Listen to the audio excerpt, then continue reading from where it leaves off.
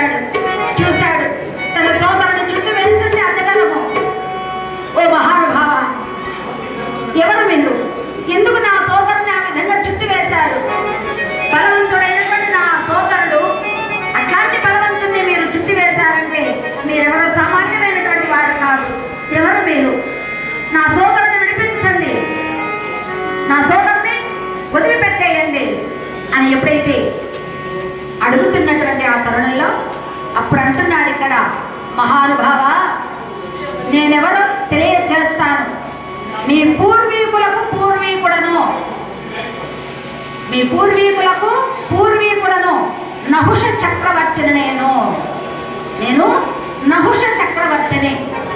మరి ఎందుకు ఈ రూపంలో ఉన్నారు, అజగరమై పడి ఉన్నారు అంటే తెలియచేస్తాను. దానికి ఎందుకు నేను ఇట్లా సర్పంగా మారానో తెలియచేస్తాను. ఒకనొకప్పుడు ఇక్కడ దేవేంద్రుల వారు ఉత్తరాసుడు అన్నటువంటి రాక్షసుని, ఉత్తరాసుడు అన్నటువంటి రాక్షసుని అంతము గావించాడు.